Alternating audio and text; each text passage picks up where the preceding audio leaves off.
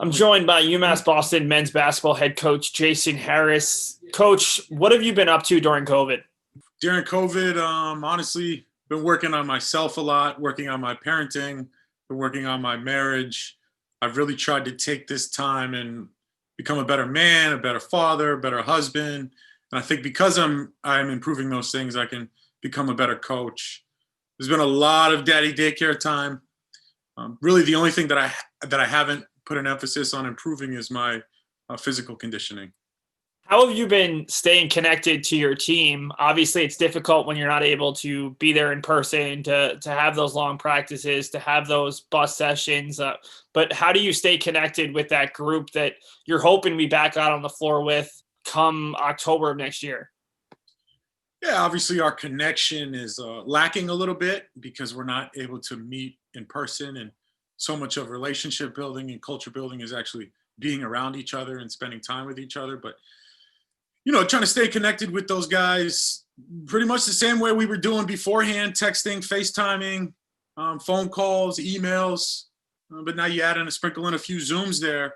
It's not ideal, but just even a text, just sending out, "Hey man, how you doing?" I think really helps those guys sometimes. It certainly helps me.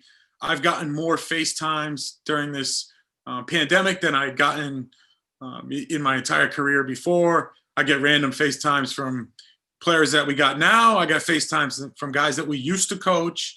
And I love them all. And the best ones are the ones that come, obviously, when I'm in my most stressed out moment of being a dad.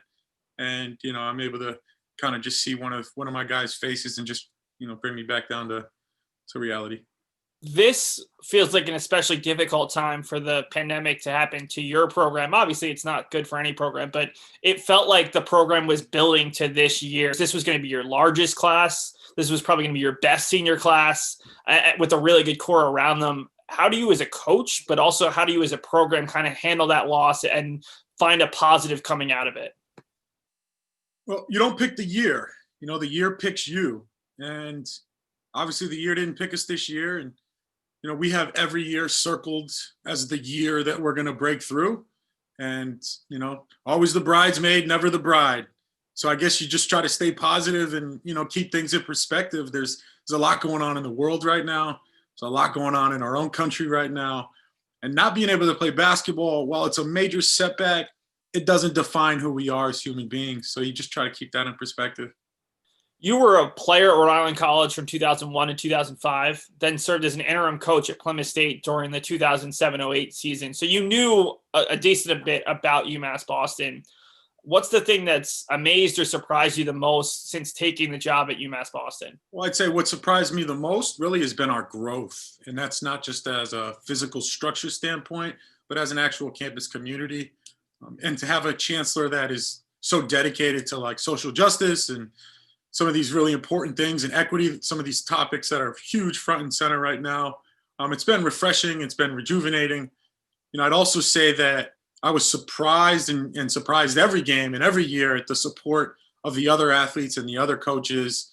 There's not a game goes by where I look up during a timeout and we got, Brendan or Jake or Tyler or any other member of the coaching staff behind the bench, and you look in the crowd and it's the baseball team or the volleyball team or whoever it is, just being super loud. And then, when you go to games and you see your kids at those games and you didn't even tell them like, hey, there's a hockey game tonight, you go to the hockey game and you see three of your guys there.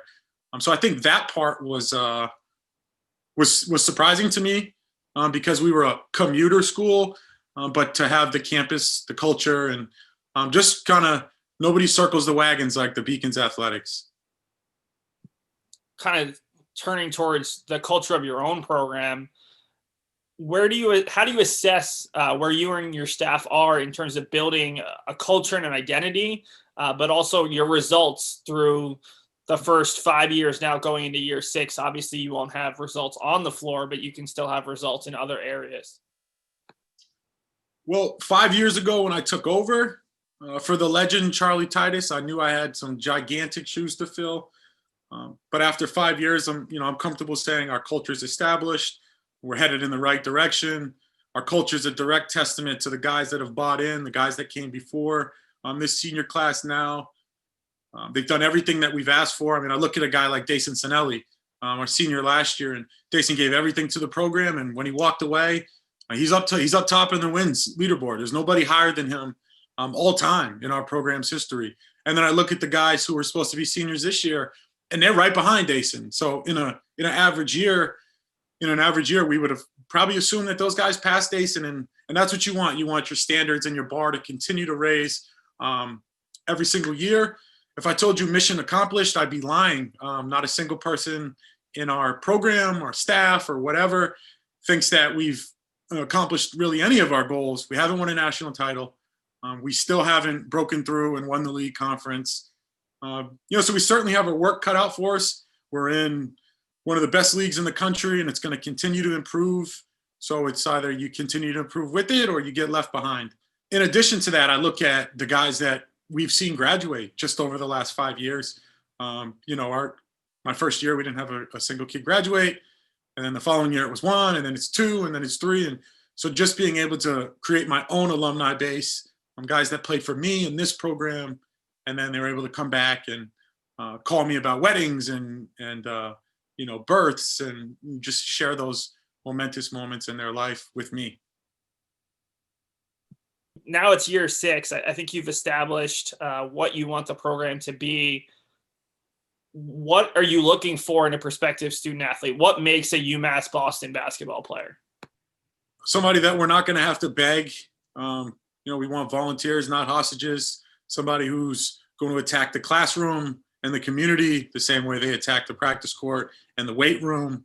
Somebody who is an extension of myself on campus and in the community.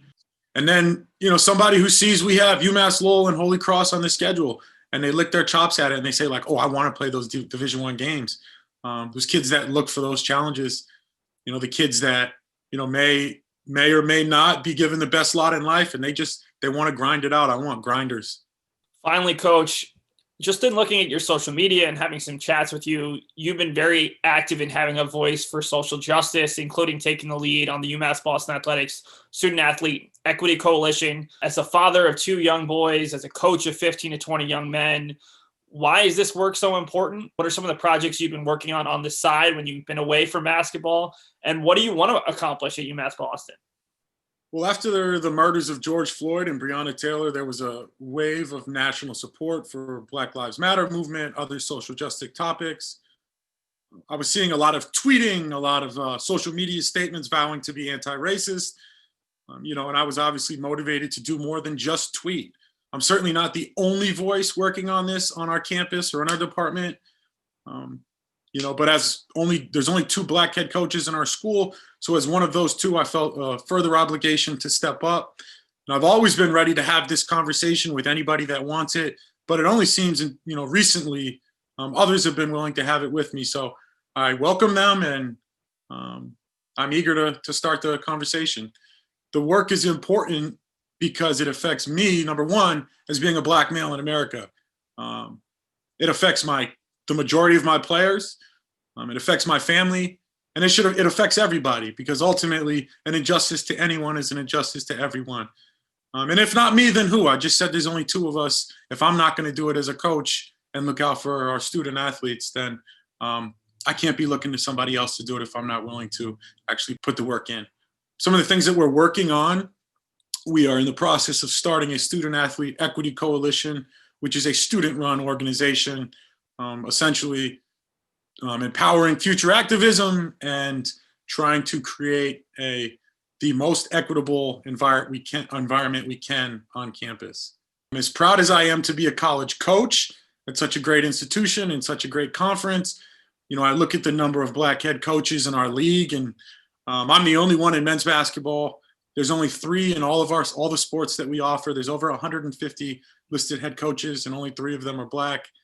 We need to do better as institutions, as departments, to advance our equity in our own respective fields.